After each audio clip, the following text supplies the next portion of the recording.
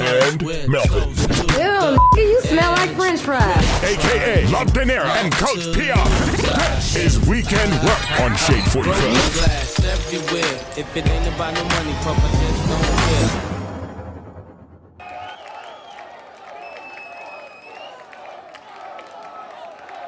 Bad Boys at Night, Weekend Work, Love the Narrow Coast PR. We got a special show tonight. Special show. Special. From executive producer Malcolm Spellman, we have in-house guest Bimmy. On Zooming in with us, we have Hatian Jack, Deb Antney, Big U, a.k.a. Drawers, a.k.a. L.A., a.k.a. Big. I don't know how we got Hatian Jack on here, but this is epic right here, man.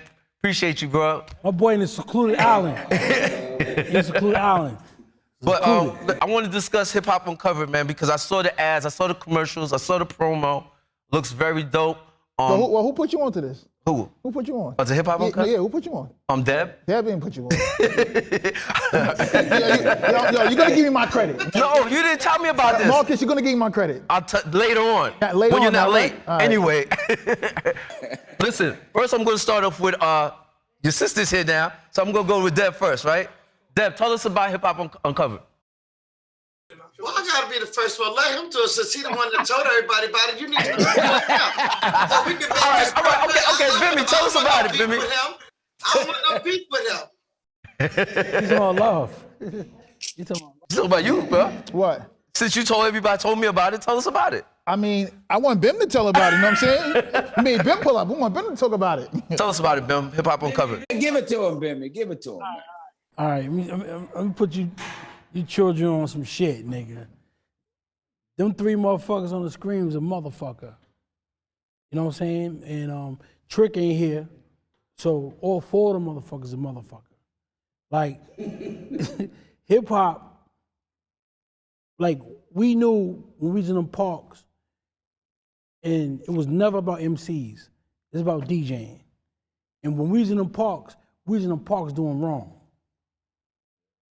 We was doing wrong, all four of us on that screen, five of us.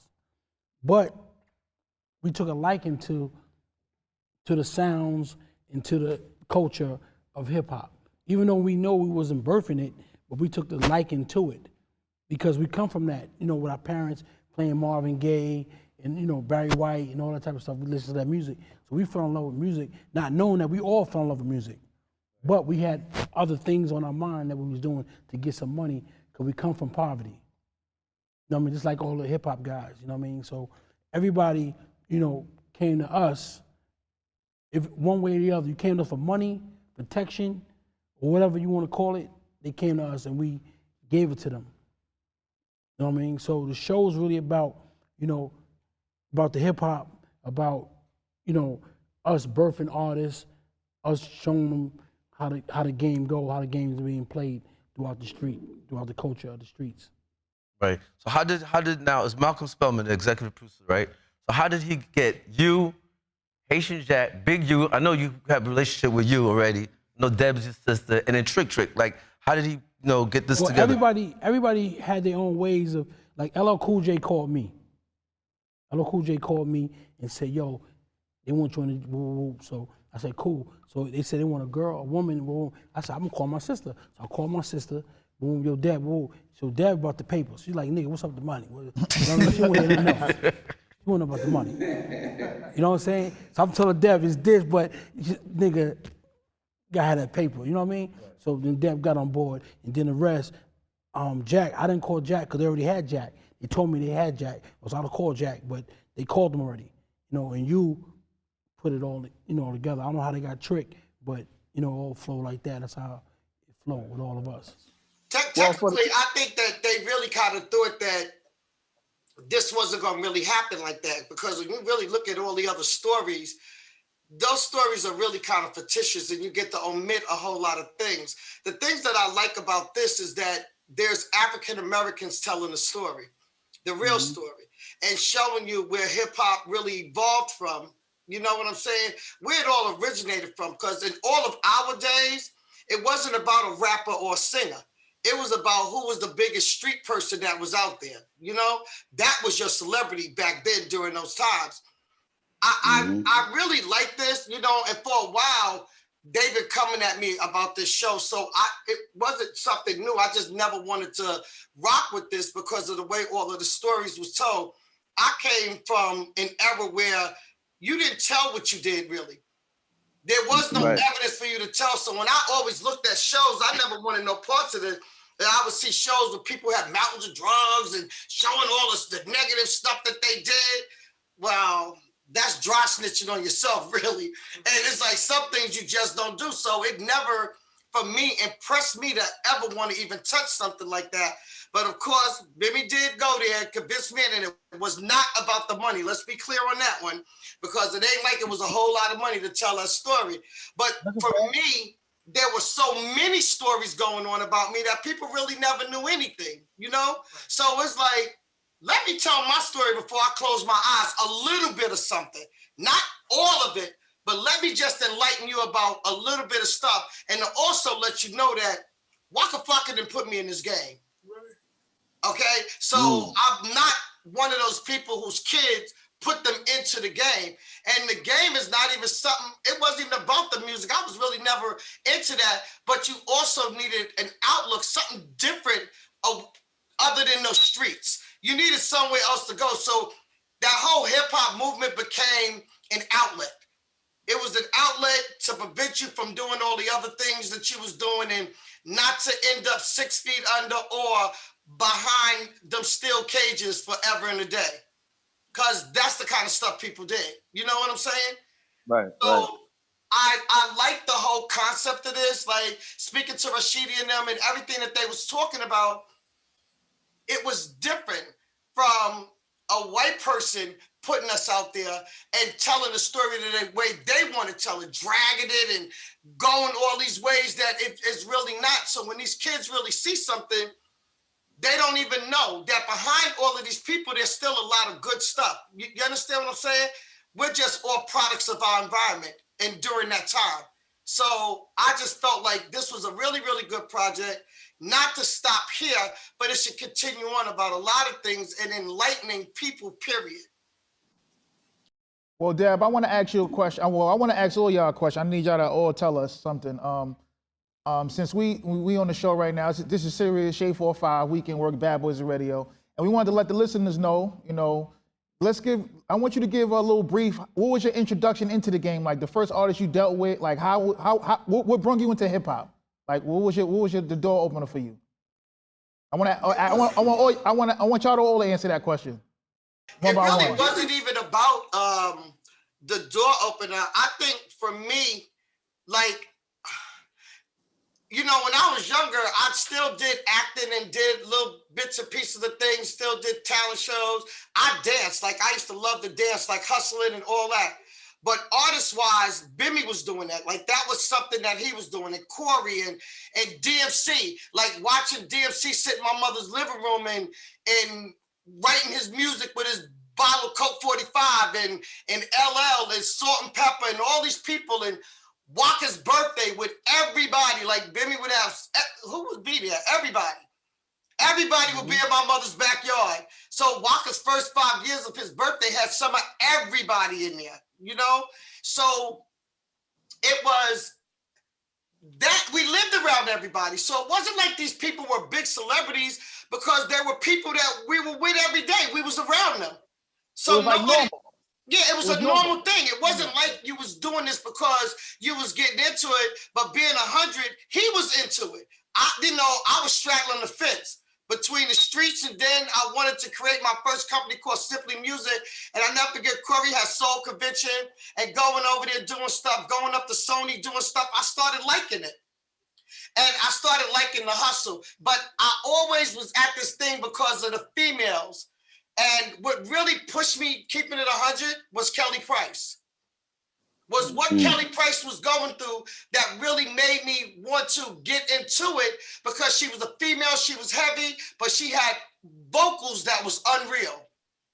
You know, and actually being around everybody, watching Queen Latifah, MC Lyte, like just being around all of these people, it was like, I didn't know where I wanted to fit in. I didn't even know if that's what I wanted to do, you know, like the music thing, but it just became an escape mechanism.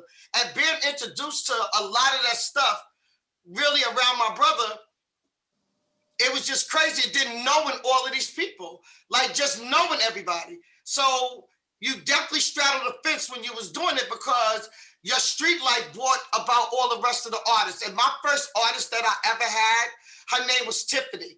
And the first company I had was called Simply Music.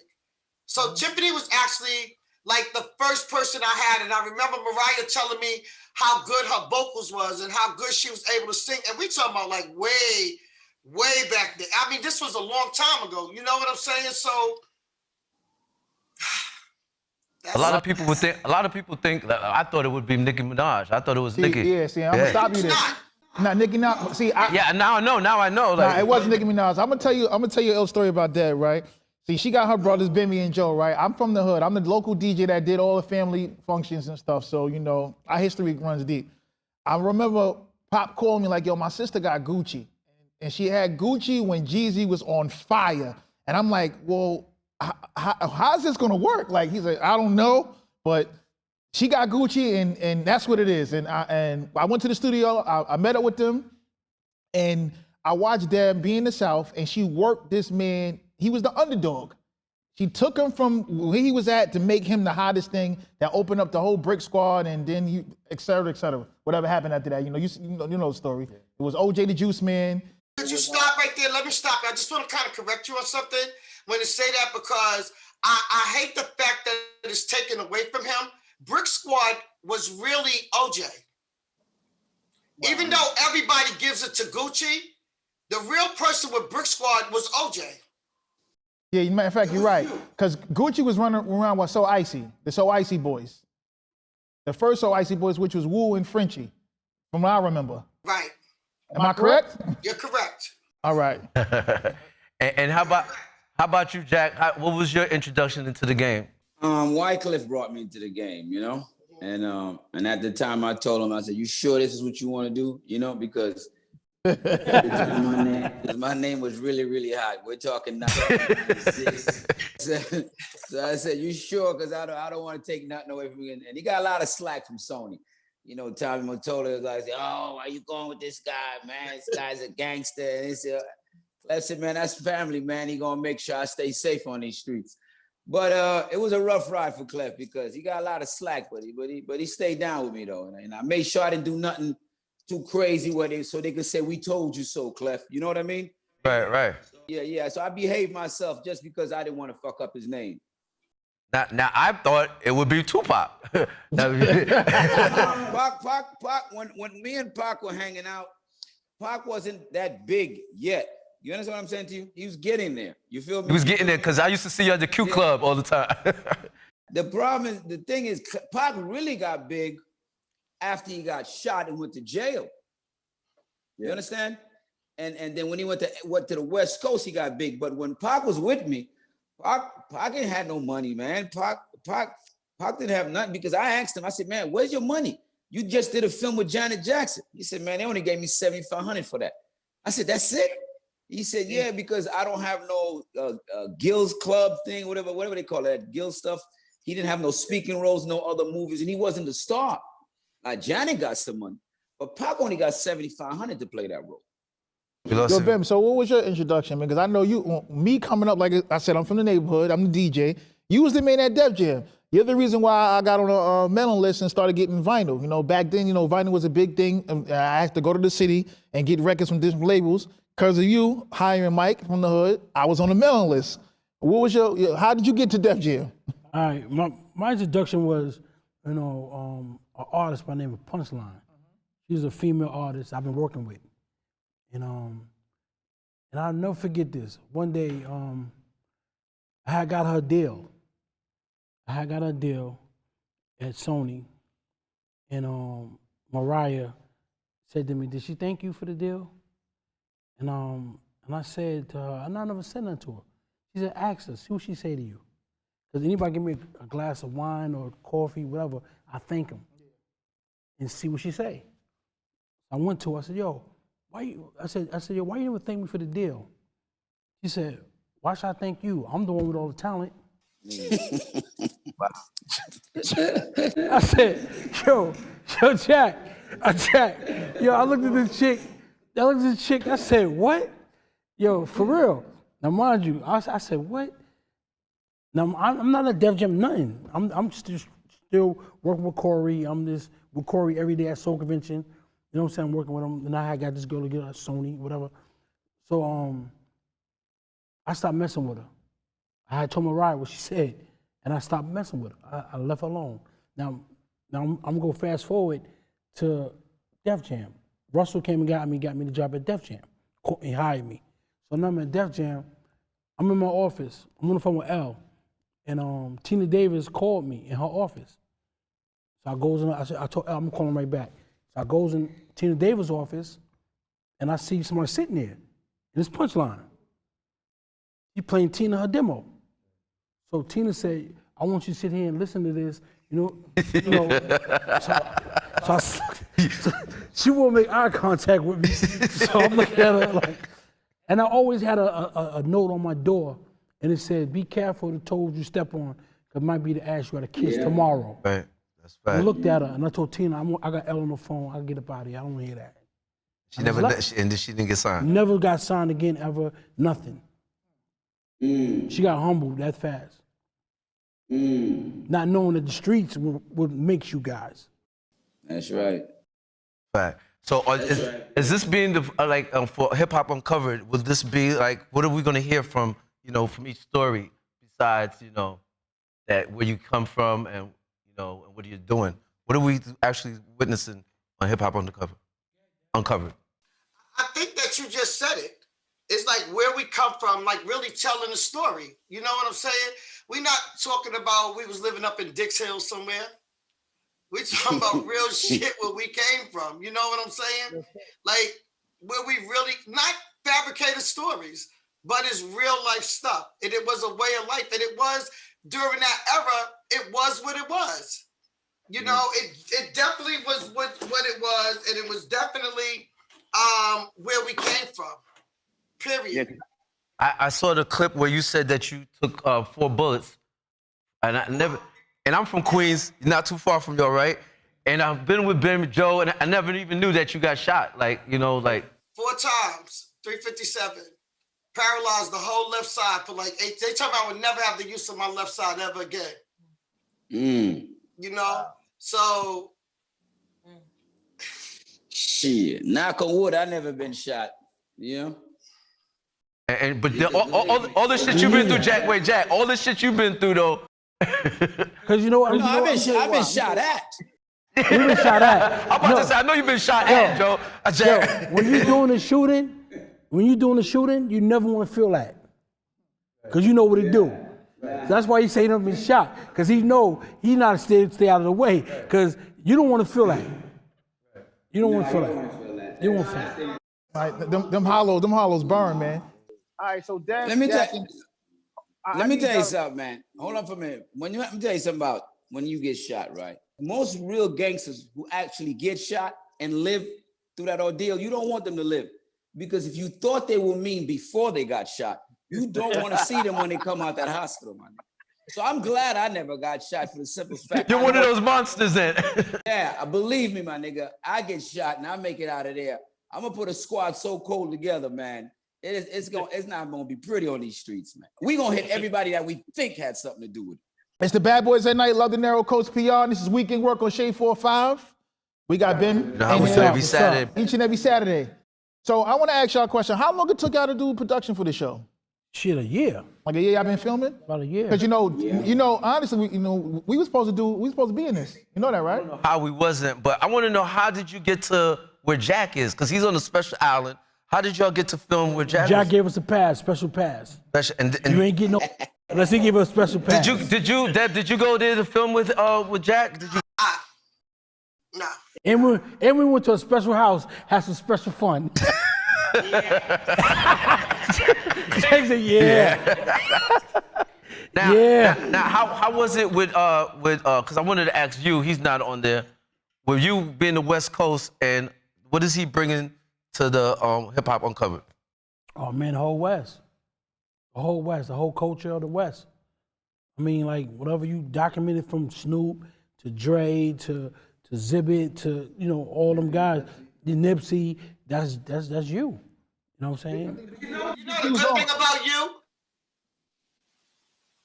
Go ahead, Dad. You know the good thing about Big U, when he's telling a story, like something that they don't tell, that they always show that everybody's like so bad, but how he still brought whatever into his community. You know what I'm saying?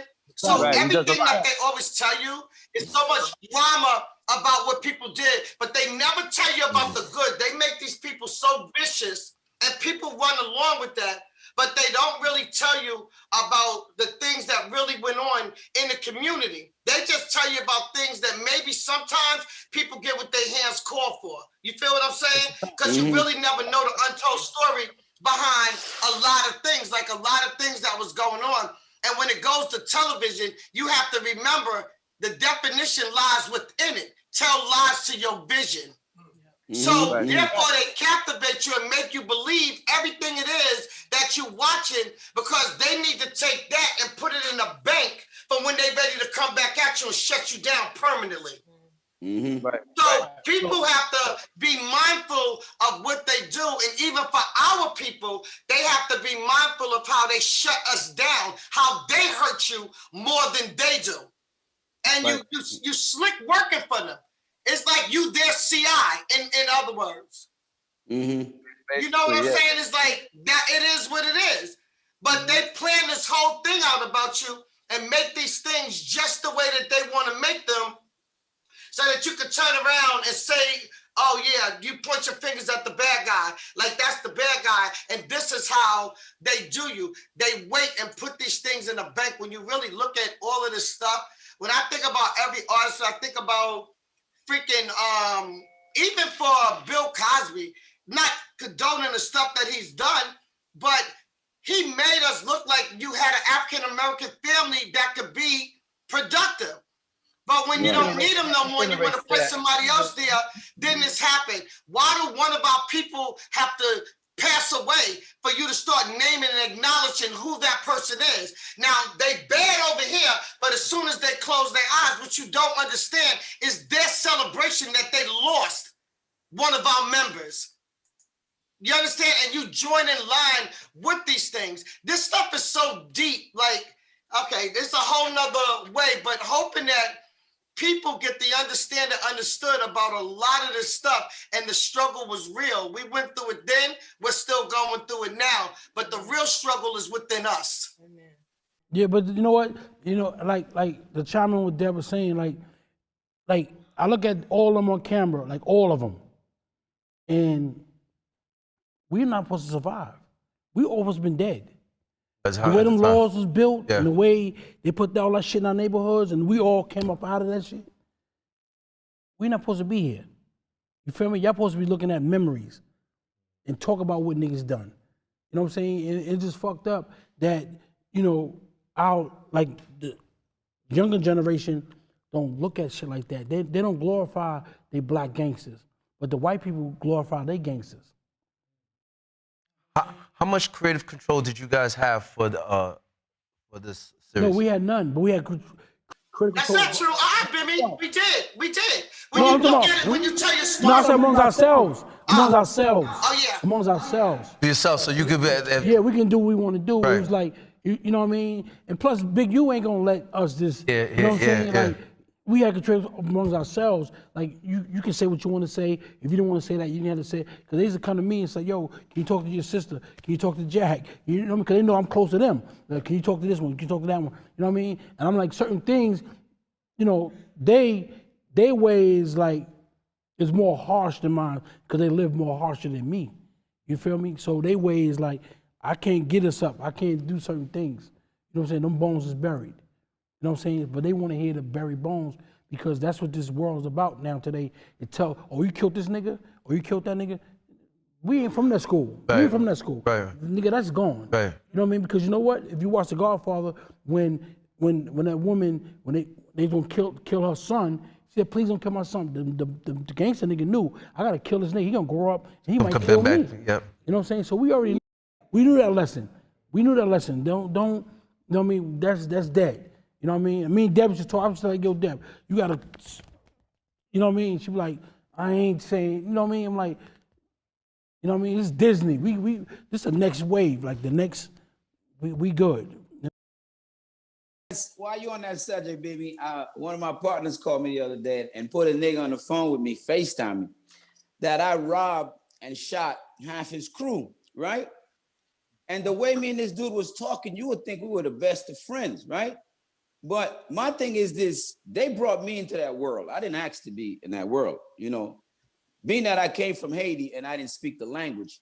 So, you know, do you know what kind of culture shock that is for a kid to come from another country, don't know the language, and for some reason niggas want to chase you home every day just because you don't speak English. You feel me? So, you know, that brings you a lot of hate, right, for people. But to see how this dude was talking to me, and I'm saying to myself, man, why couldn't we been that way when I first met you? You feel me? Why did it have to wait till 30 years down the line after we've been through so many shootouts and a lot of people died, right? And now you're like, Jag, man, I'm so happy to see you and hear from you. I'm like, saying, man, ain't this some shit, man? We could have been. That still come from like a product of your environment. Yeah, but Deb, we could have been cool from day one. We didn't have to go through what we went through.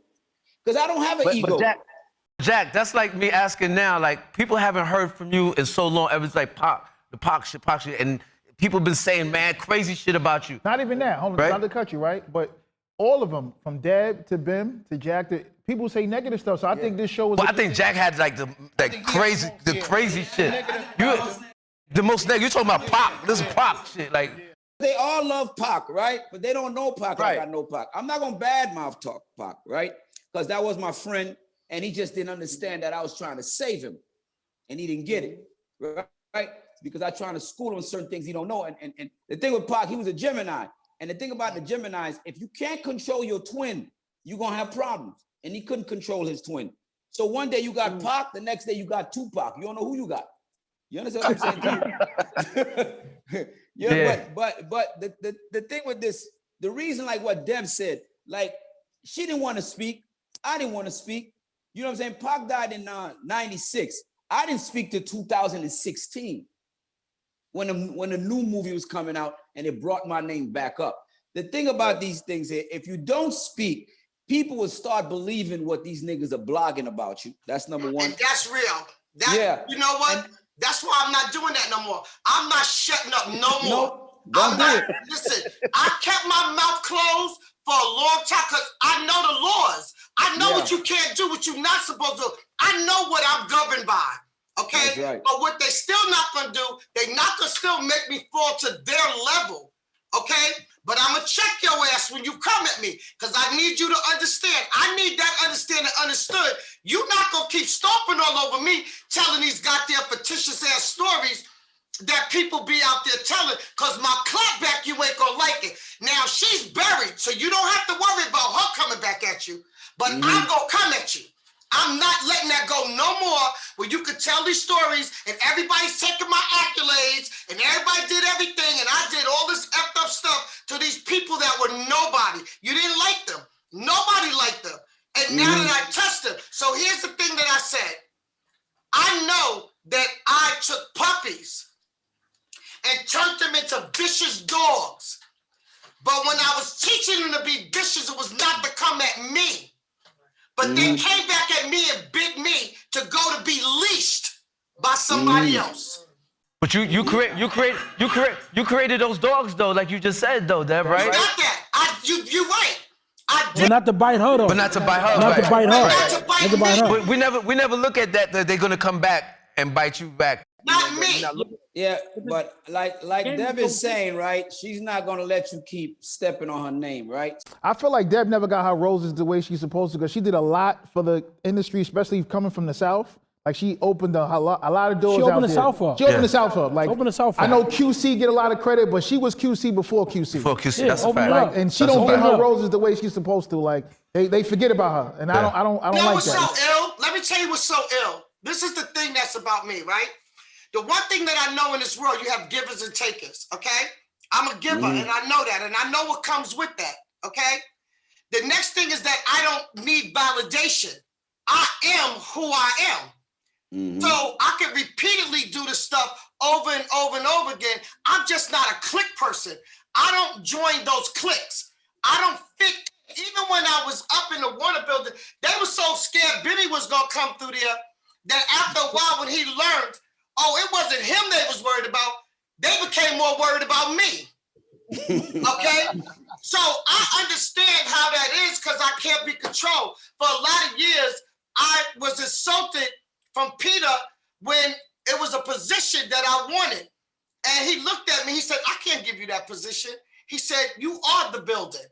He said, you don't fit in here. I didn't understand what he was telling me at that time.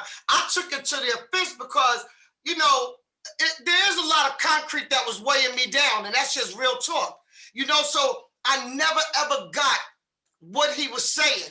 And then I never forget that Leon said to me one day, he said, you should have stayed in charity because you don't belong in this. Damn, what the hell did that mean? Now, he was insulted, but what Peter said, he gave me a straight compliment, which it was, because no matter what anybody say, all the stuff that they could say, they have never done what I've done single-handedly by myself. No matter what anybody say, they cannot take that shit away from me. They were all black dogs, people that everybody hated, but they learned to love. Not just that, I was in Georgia, but I was bringing New York back. So me coming in there with Nicki, coming with French, bringing Gucci, OJ, my son back there, it opened up New York and how quickly New York turned on me. I couldn't believe that. That was like one of the most hurtingest things to me ever, that I wanted that sound of my city to come back through and to mingle both of them together, and they flipped. So I'm okay. I'm okay. I've been flipped on by some or whatever.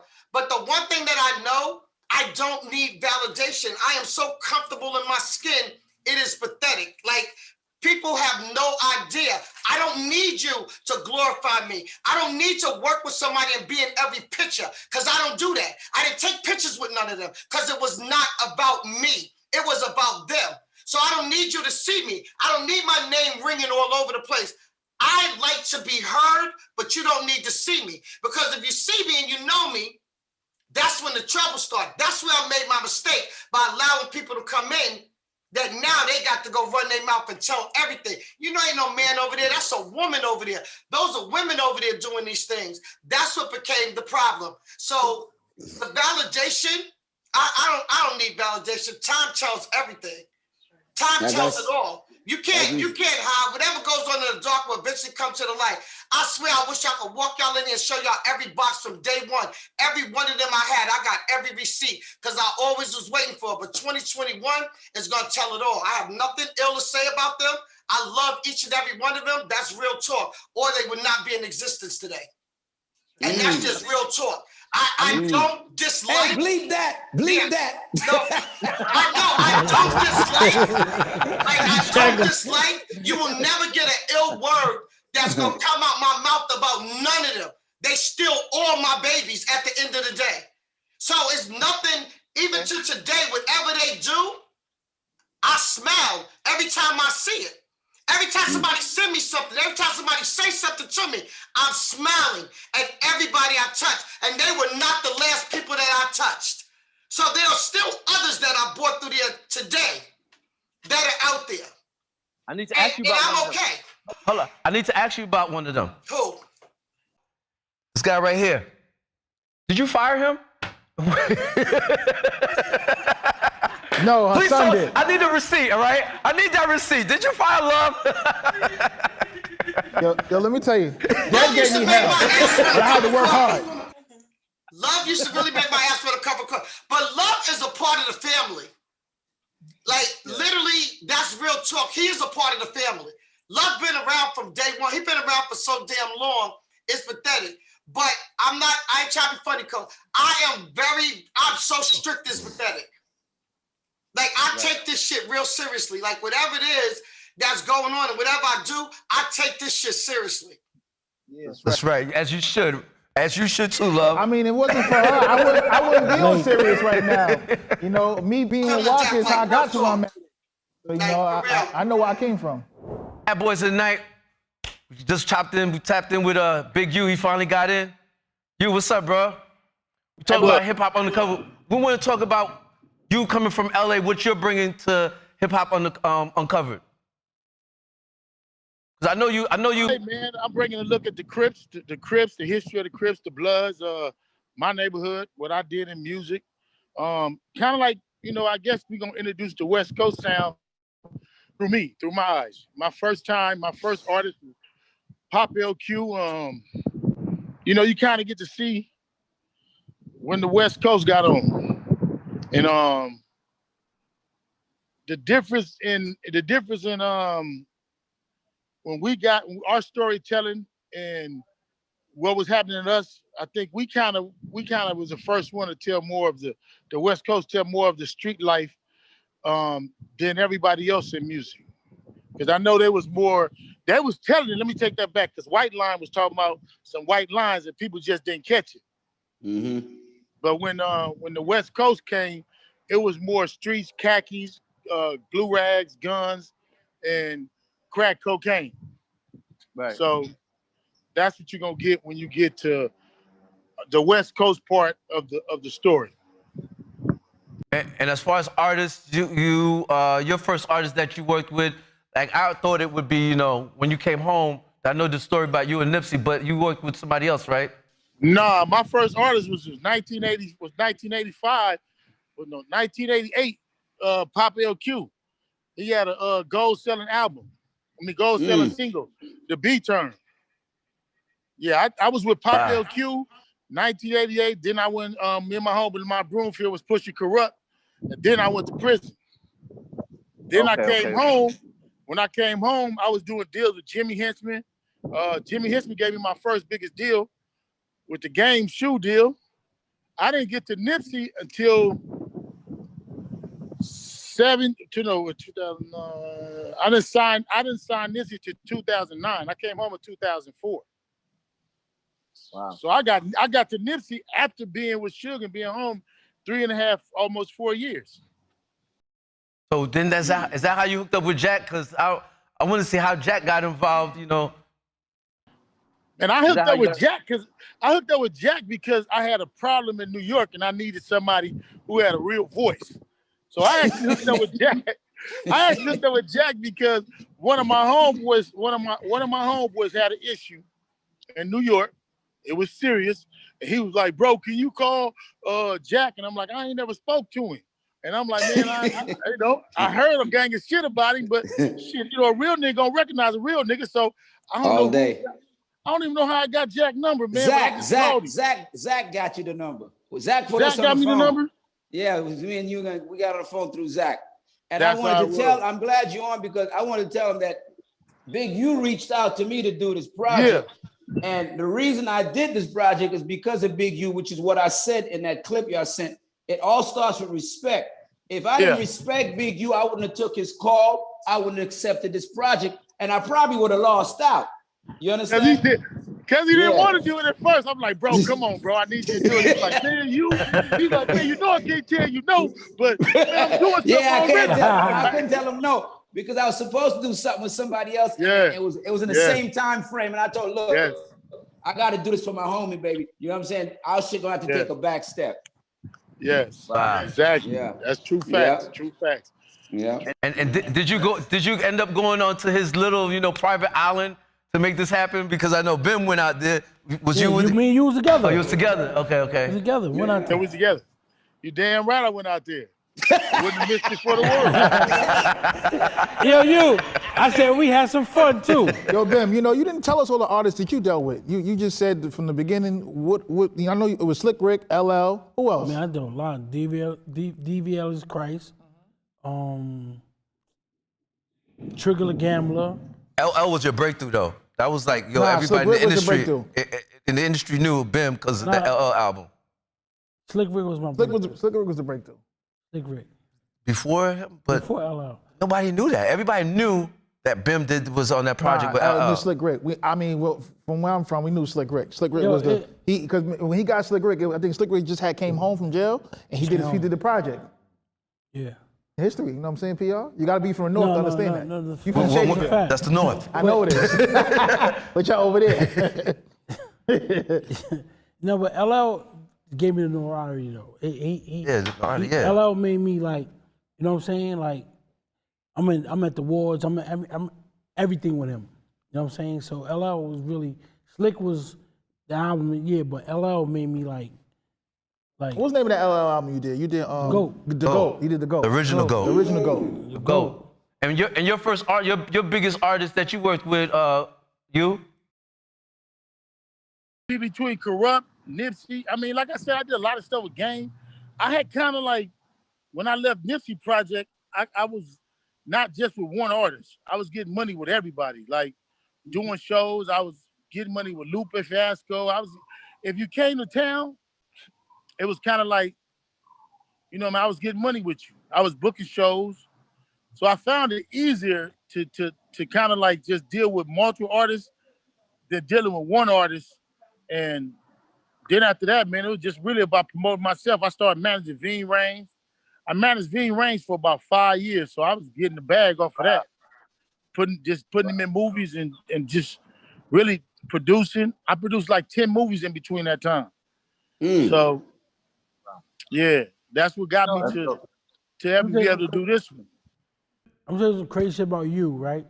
Like, you know, people talk about him, whatever. Okay, just like Jack, right? I'm in LA, right? And you've been up all night. He tired as a motherfucker. You want to take me out, show me a nice time. He in the back seat, snoring, knocked out, sleep. Like, he sleep. Like, we going to the hills. To the club. Yeah, he took me to a mansion party. Like, he in the back, like, yo, dog, that's my nigga.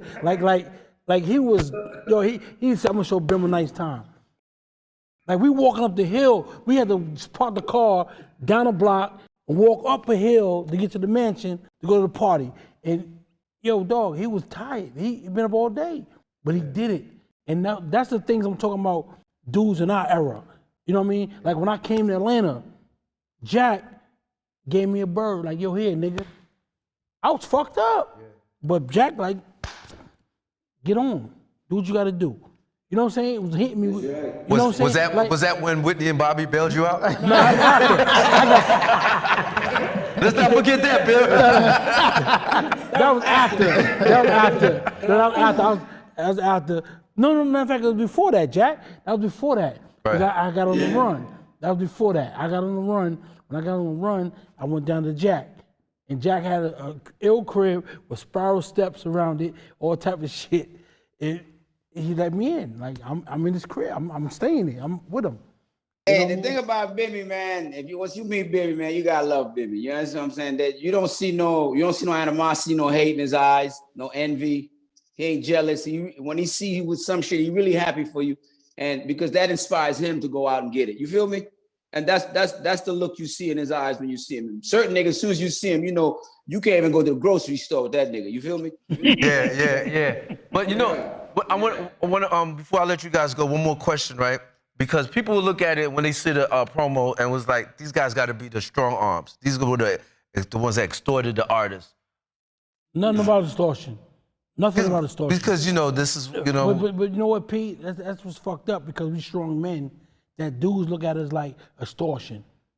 Yo, we want to get out the streets. Yeah, but the streets know that, you know, you guys are like the bad guys. So look at Jack, he's a bad guy. Jack don't know how to rhyme. I don't know how to rhyme. Right. We got to get out of some type of way. Right, so let me tell you what it is. It's not extortion, right? What people don't realize, we don't go after these artists. They come to us.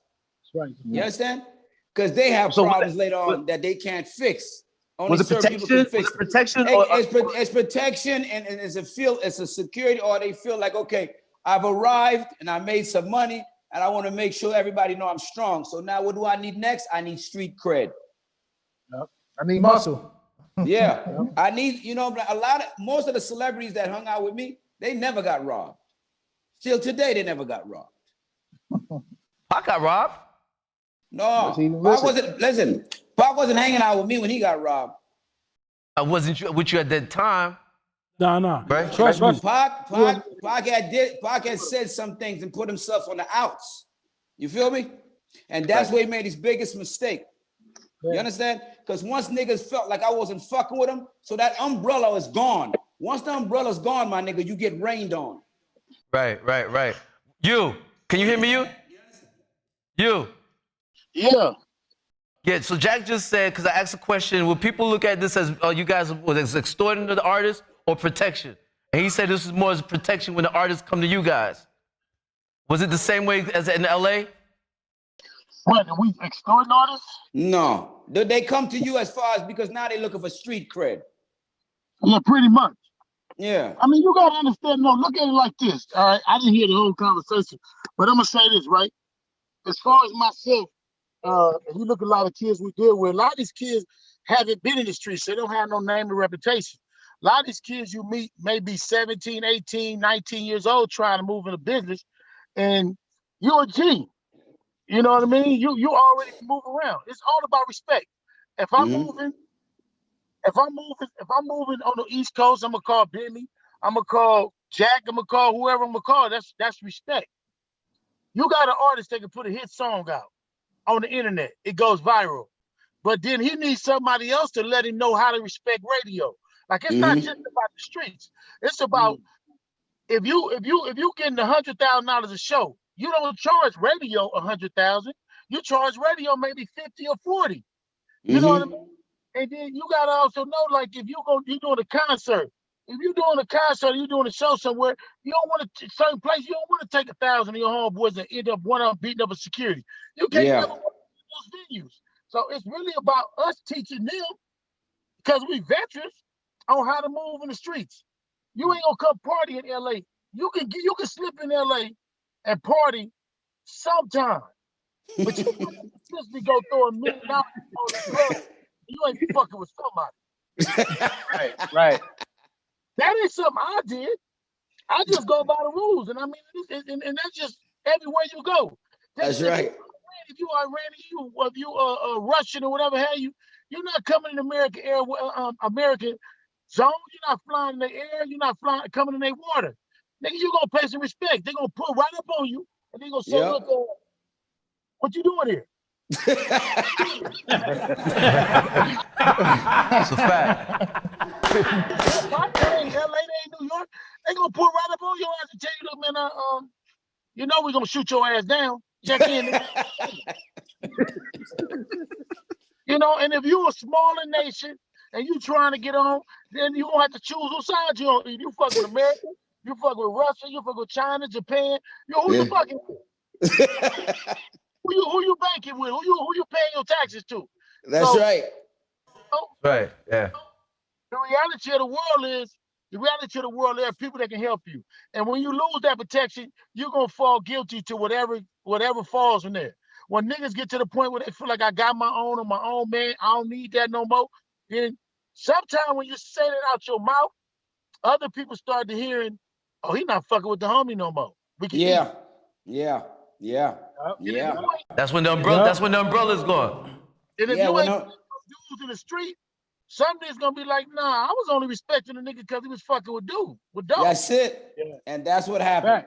And that's what happened to Pac, my nigga. That's what I happened. had nothing against the nigga, homie. He could have called me at any time and said, yo, Jack, I didn't say what they said I said about you and homegirl, right? Because he saw me and Madonna coming out the restaurant. And when they interviewed him and said, your man Jack just left it with Madonna, and he know me and her just cool. He's all, man, fuck that bitch, fuck that nigga. And he went on. I said, damn, man, me and nigga cool, man. What would make that nigga? I said, man, he ain't say that. You know how much niggas called me that day? She gave me the paper, gave me the magazine, and said, man, look what you been checking for this nigga, Jack. Look what this nigga just said about you. And, you know what I mean? And I couldn't do nothing but get quiet and just say, damn, everybody warned me about this nigga, man. You know? And from that day, we never spoke again. I never sent nobody at him, but we never spoke again. Right. On that note, man, thank y'all, man. Appreciate y'all, man. Hip Hop Uncovered, February 12th, 10 p.m. FX, Hulu, FX the next day, FX Hulu the next day. Yo, we in Foxwoods, so get ready, man. Come on, Thank y'all, man. All right. Yo, get ready.